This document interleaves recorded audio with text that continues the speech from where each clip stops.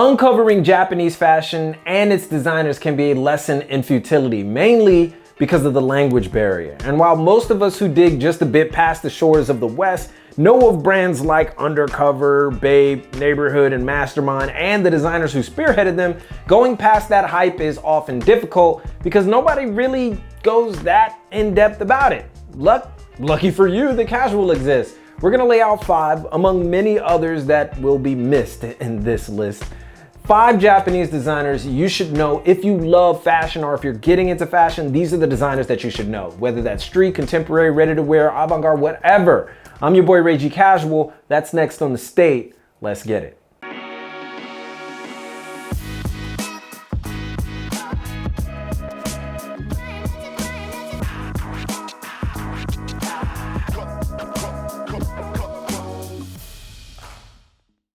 Now we gotta give young people their just due, so somebody from my generation, Masayuki Ino, creator of the Japanese label Doublet. Now, Masayuki has been making the rounds recently, winning the LVMH Award for New Designers. This is a creative who also worked under and received the mentorship of Miharu Yasuhiro. Much like many Japanese designers, Masayuki examines periods of fashion and its trends and reimagines them to create something recognizable but unique. He particularly uses 90s and 2000s inspired streetwear and its culture as the basis of his design style. The result being a brand and a label that defies norms, yet at the same time showcases a natural progression from designer street fashion into like this new luxe street fashion. So if you're really interested in that, you definitely should be a part of that. And speaking of Miharu Yasuhiro, the designer of the eponymous label, has been doing the Balenciaga thing before Denma ever had a chance to step on the scene, and that's no disrespect to Denma. He's doing great work over there at Balenciaga. Miharu, however, started his namesake label in 1999 and focused primarily on shoe designing. Until this day, the brand's take on classic shoe silhouettes is still pretty amazing. As far as fashion is concerned, like just the real fashion stuff, Miharu has a penchant for taking Japanese traditional silhouette and applying it to Western garments and textiles. And if you look closely and you study closely, you'll see these elements in full view. And he even has a diffusion streetwear label that kind of explores the same thing. It's called Mind, which takes a lot of its influence from 80s and 90s hip hop. Toki Nakamura is another name that should be in the general lexicon for street fashion aficionados. But for those of you who don't know, Toki Nakamura is the creator of Japanese luxe street brand Visvum. Now, after working for Burton Snowboards Japan, Toki set off on his own to create Visvum, which got off the ground quick, due to its Americana, Native American, and Edo period mix pieces. Now, this gave rise to incredibly well-developed and impeccably sourced apparel. His FBT shoe, a modernization of the Native American moccasin, was especially popular among the sneaker and streetwear elite, even dawning on the feet of none other than Kanye West. Talk about cosigns. Toki's main contribution to fashion as a whole is introducing the street, or streetwear, to the idea of forever pieces, or pieces that get better with time. And while other Japanese designers and Western designers alike had already explored this, Toki broke the language barrier, because he also speaks English, and is a major player in fashion circles today. Nakamura's Visvum can get incredibly pricey, but as Toki sees it, it's not about what it is now. That's not what you're paying for.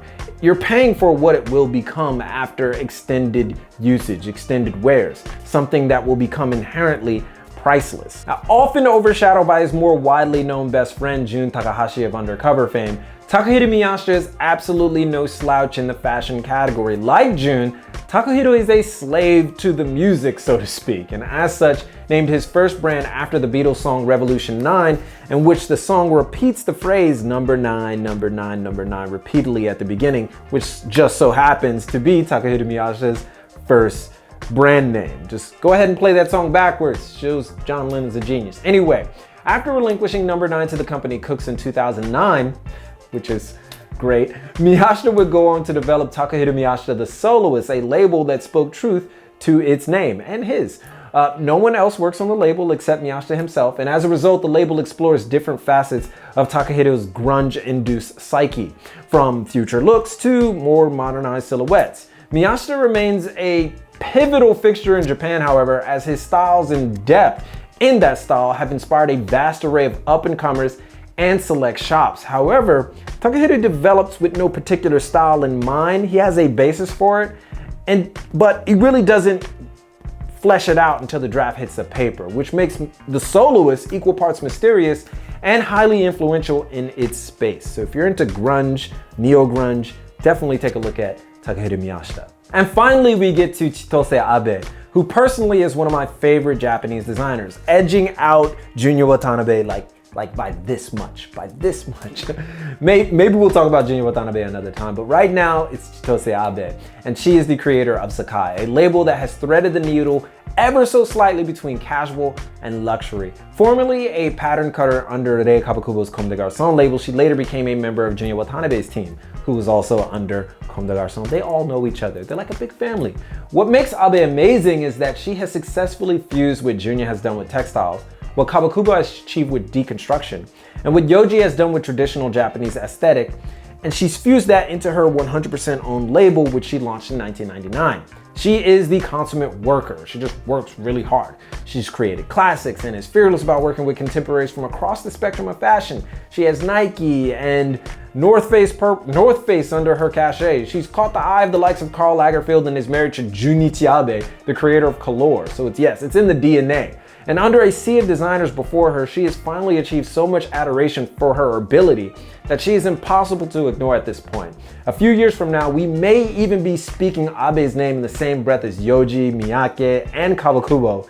And that's saying a lot. She's that good. Now, a lot of us say we love fashion, and if you do, it's important for us to study all of it. It helps us become better designers, better business people, better fashion students, all of that. And now that street fashion in particular and contemporary are basically fusing into the same thing, we need to get inspiration from everywhere. And while admittedly, this is a super short list, these few designers will get you started in the right direction. Take inspiration from them, and I guarantee you, whether it's style, whether it's design, you'll be set. But there are so many that haven't been mentioned, and I would be remiss if I didn't give you a chance to name some of those people in the comments, and they might be covered right here on The Casual. So go ahead and do that. Until then, give a thumbs up if you like this video, but most importantly, keep it locked right here for all of your info on international street fashion and culture.